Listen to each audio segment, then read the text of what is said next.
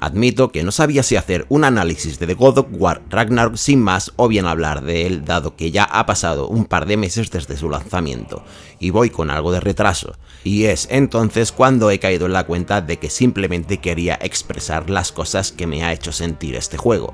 El título de Santa Mónica capitaneaba las listas de los mejores juegos del año 2022 junto con otro titán, Elden Ring, del cual tenéis su análisis en el canal por si os interesa verlo. Sin embargo, God of War Ragnarok junto con God of War de 2018 se ha convertido para mí en el referente que deberían seguir los estudios de desarrollo que desean renovar o airear una vieja franquicia.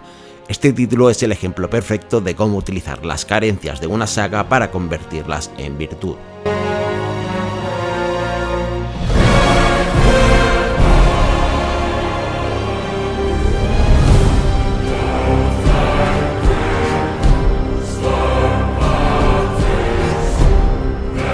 God of War Ragnarok es hijo de la primera entrega en prácticamente todo. En mi opinión, es una extensión directa, tanto que se podrían jugar ambos títulos del tirón y en ningún momento notaríamos grandes diferencias más allá de la mejora gráfica. En términos jugables, se han añadido nuevos poderes rúnicos, nuevas habilidades para los acompañantes, una arma nueva con un gran set de movimientos y poco más. Esto podría llegar a considerarse un punto negativo, pero es que el abanico de posibilidades es tan amplio que tampoco necesitamos mucho más. God of War Ragnarok no es un hack and slash, es una aventura de acción y no es para nada despreciable la gran cantidad de sets de movimiento que podemos realizar en el combate. El resto de aspectos como el loteo de armaduras, mejoras para las armas, ataques rúnicos o desarrollo de personaje con varias ramas para mejorar no dejan de ser algo extraído desde la primera entrega.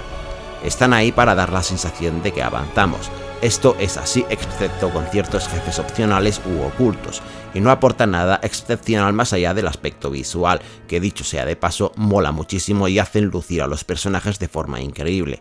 En mi opinión es algo para dar la falsa sensación de desarrollo y hubiera dado un poco igual si no incluyeran un sistema de niveles o parámetros de la fuerza o la defensa. En lo que sí que hay que aplaudirles a Santa Mónica es en la gran cantidad de movimientos nuevos o ataques especiales que podemos realizar con la inclusión del árbol de habilidades o gracias a algunas runas. Pero vamos, eso es algo que también hacía la primera entrega. ¿Y tiene esto algo de malo realmente? En absoluto.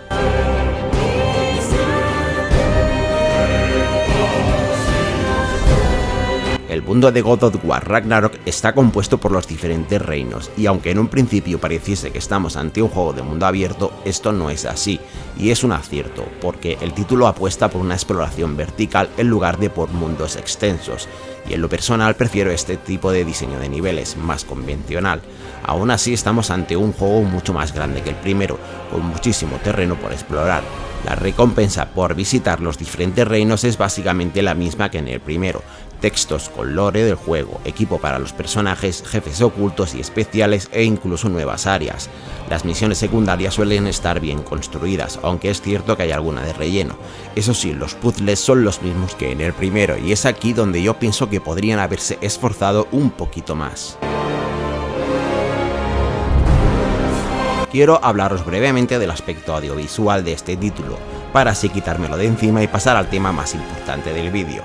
En mi opinión, God of War Ragnarok no es el juego visual más potente de PlayStation 5, pero se le acerca bastante. Eso sí, en los modelados de los personajes, en especial el de Kratos, es de lo mejor que puedas encontrar en prácticamente todos los sistemas. El diseño artístico acompaña de sobremanera un apartado técnico que, siendo también muy continuista con respecto a la primera entrega, roza el excelente. Además, el hecho de que podamos visitar los diferentes reinos da la oportunidad a Santa Mónica de variar con diferentes biomas, por lo que es bastante diverso en lo visual. El apartado sonoro, sin embargo, es de bandera, empezando por un doblaje sobresaliente tanto en castellano como en español neutro, de los mejores que se han realizado, y terminando con la banda sonora, que es de 10. Es curioso cómo Santa Mónica ha sabido jugar con las partituras para darle al juego el momento clave de dramatismo, epicidad e incluso tranquilidad, sacando un rendimiento a las pautas musicales digno de elogiar. Incluso ha sabido medir bien los silencios para que estos hicieran un perfecto trabajo para transmitir lo que debían transmitir en el momento oportuno. Y pasamos a hablar de lo que realmente creo que merece más la pena de God of War Ragnarok, la narración. Mirad, soy de los que piensan que el primer título intentaba emular lo conseguido con The Last of Us, y que Santa Mónica buscaba crear una tensión entre la relación de Kratos y su hijo, sin llegar a conectar con el jugador. Ciertamente, el hecho de haber construido a un Kratos mucho más maduro y comedido servía para introducirlo en un guión que buscaba mostrar algo distinto, algo diferente, pero al mismo tiempo no se lograba la consistencia deseada y sufría de una rigidez que a veces chirriaba. Sin embargo, todo eso se ha utilizado para beneficiar a God of War Ragnarok. Al mismo tiempo, Santa Mónica también ha querido revertir la sensación de manejar a un personaje plano como lo era Kratos en la primera trilogía y ha buscado un camino de redención para el personaje. Sin entrar en spoilers, cosa bastante difícil debo admitir, os diré que no solo la narración de la historia y los personajes han mejorado mucho con respecto al anterior título, sino que el ritmo de la trama ahora posee una coherencia. Recuerdo pensar, mientras me pasaba el primer God of War de 2018, que estaban forzando mucho el guión cuando, de pronto, sucedía algo que nos impedía avanzar. Eso hacía que la trama se viera forzada a dar giros inesperados con unos tiempos muy poco orgánicos. Aquí se terminó la improvisación y la historia avanza sin dar rodeos innecesarios, explorando los diferentes personajes, tanto amigos como antagonistas. Y no puedo dejar pasar la ocasión para felicitar a Santa Mónica por la gran cantidad de conversaciones y diálogos que mantienen los personajes entre ellos mientras exploramos, dando contexto y solidez a todos los personajes y hechos transcurridos en la mitología. También ayuda mucho que uno de los personajes principales, Atreus, ahora sea completamente autónomo. En el primer juego daba la sensación de que el hijo de Kratos era una extensión del mismo en lugar de un ente propio, y daba igual la opinión del muchacho porque, sencillamente, se hacía lo que decía Kratos y punto pelota. Esto que comento incluso quedaba plasmado en el combate, donde Atreus se limitaba a pelear a nuestro lado, pero incluso entonces debía hacer lo que le pedíamos.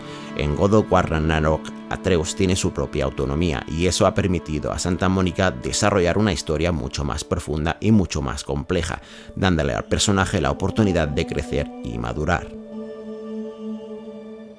La contraparte, Atreus, Kratos, por primera vez y de verdad muestra lo que siente, ya que su comportamiento se antojaba bastante inverosímil en el anterior título.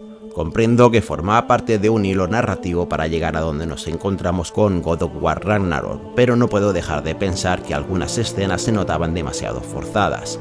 En esta entrega, el dios de la guerra no solo busca redención para sí mismo o una forma de expiar sus pecados, sino que busca explorar la posibilidad de ser un buen padre.